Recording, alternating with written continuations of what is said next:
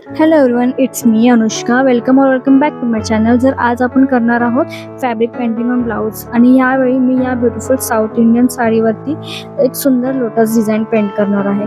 हा फॅब्रिक तुम्ही बघू शकता, खूप सुंदर आहे आणि ह्याला गोल्डन बॉर्डर सुद्धा आहे. त्यामुळे मला वाटलं ह्यावरती एक pink lotus with green leaves असा डिझाईन खूप छान दिसेल. आणि हा आहे माझा लोटसचा रेफरन्स प्रिंट. हा डिझाईन मला ब्लाऊजच्या बॅक साईडवरती करायचा आहे. तर मग चला आजचा कम्प्लीट प्रोसेस स्टार्ट करूया. सगळ्यात आधी मी हा फॅब्रिक प्रॉपरली प्लेस करून घेते. फॅब्रिक पेंटिंग करताना फॅब्रिक एकदम फ्लॅट आणि स्ट्रेट असणं खूप इम्पॉर्टंट आहे, कारण फॅब्रिकवरती जर फोल्ड आला किंवा हळत राहिलं तर ड्रेसिंग आणि पेंटिंग दोन्हीमध्ये प्रॉब्लेम येऊ शकतो. म्हणून मी फॅब्रिक नीट स्प्रेड करून घेतला आणि ज्या पोर्शनवरती मला लोटस बनवायचा आहे ना, तो पोर्शन प्रॉपरली चेक करून घेतला. माझा ब्लाऊज बॅक साईडच्या म्हणजे माझी डिझाईन बॅक साईडला करायची आहे, त्यामुळे मी एक्झॅक्टली सेंटरमध्ये यायला हवा असं चेक करून घेतलं. मध्ये इथे मी आधी सेंटर पॉईंट आयडेंटिफाय करून घेतलं, कारण लोटस थोडा जरी लेफ्ट किंवा राईट झाला ना तरी कम्प्लीट डिझाईन अनइवन दिसू शकते. So first thing is proper measurement आणि सेंटर पॉईंट काढून घेतला. आता माझ्या लोटस प्रिंटचं मेजरमेंट चेक करते. प्रिंट डायरेक्ट फॅब्रिकवर ठेवण्या आधी मला किती मोठा लोटस हवा आहे हे डिसाईड करणं गरजेचं होतं. म्हणून इथे मी मेजरिंग स्केल वापरून डिझाईनची विड्थ आणि हाईट चेक करते आणि ब्लाऊजच्या बॅक पोर्शनच्या अकॉर्डिंग हा साईज बॅलन्स करून घेतला. मग डिझाईन हा खूप मोठा हवा आहे ना खूप छोटा. सो इथे मी रेग्युलर सेंटर आणि दोन्ही साईडचं डिस्टन्स चेक करून घेतलं. हे स्टेप थोडं बोरिंग वाटू शकतं, पण ट्रस्ट मी, मेजरमेंट प्रॉपरली घेणं खूप इम्पॉर्टंट आहे. आता येतो सगळ्यात इम्पॉर्टंट पार्ट, ड्रेसिंग. हा माझा लोटसचा प्रिंट आहे. मी प्रिंटच्या ना मिडलमध्ये एक स्ट्रेट लाईन काढून घेतली आहे. ही लाईन काढण्याचा पर्पज असा आहे की फॅब्रिकवरचा सेंटर आणि प्रिंटचा सेंटर परफेक्टली मॅच झाला पाहिजे. सो आता मी प्रिंट फॅब्रिकवरती ठेवते आणि माझ्या ब्लाऊजच्या सेंटर लाईनमध्ये सोबत प्रिंटची सेंटर लाईन मॅच करून घेते.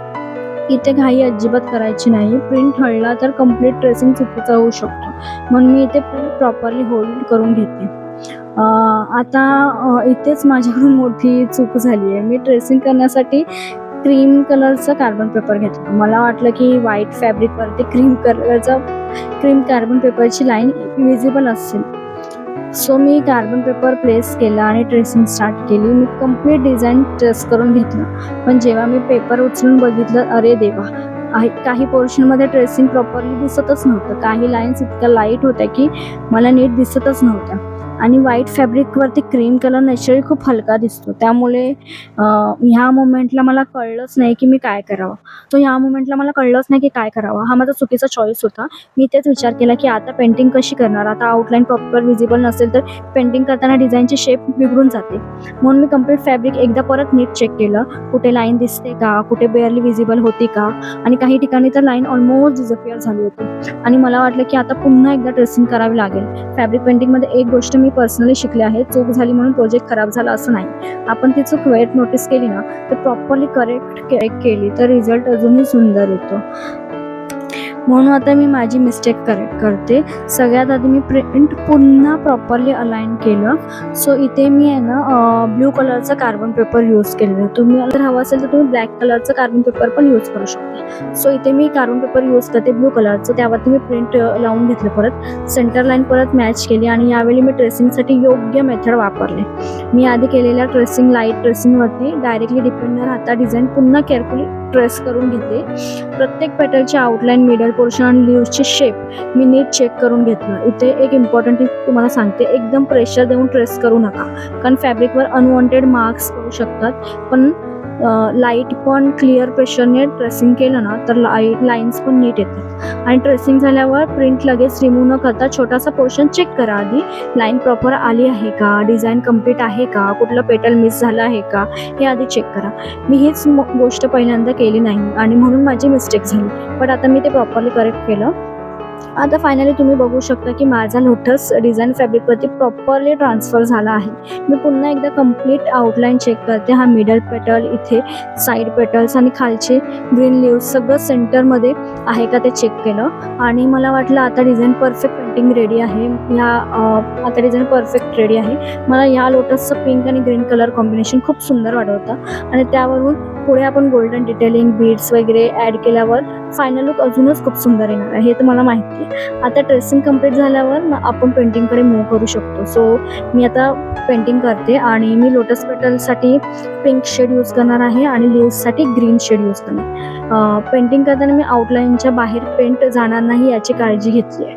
फॅब्रिकवरती पेंटिंग करताना ब्रशमध्ये खूप जास्त कलर घेऊ नका आणि खूप जास्त पाणीही घेऊ नका. दोन्हीचे पण रेशो सेम असले पाहिजे, तरच त्या फॅब्रिकवरती चांगलं पेंट दिसेल. स्मॉल अमाऊंट ऑफ पेंट घेऊन स्लोली बिल्डअप केलं तर फिनिशिंग जास्त नीट येते. आणि पेटल्सची डिरेक्शन मेंटेन करून सुद्धा इम्पॉर्टंट आहे, कारण लोटसचा शेप सुंदर दिसण्यासाठी प्रत्येक पेटलची मुवमेंट आणि एजेस क्लीन असायलाच हवं. सो इथे ना मी हळूहळू सगळे कलर करून घेते.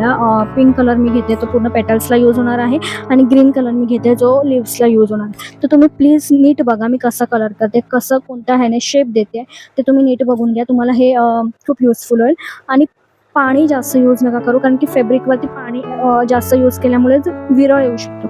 आणि त्यात माझं इथे फॅब्रिक पण खूप विरळ आहे, तर मी ह्याच्या खाली कॅनव्हास यूज केला आहे थोड्या वेळासाठी आणि मग नंतर तो कॅनव्हास मी काढून टाकला. सो तुम्हालाही जर अशाच व्हिडिओ आणि अशाच फॅब्रिक पेंटिंग करायचं असेल तर काही क्वेश्चन्स असतील तर तुम्ही कमेंटमध्ये विचारू शकता.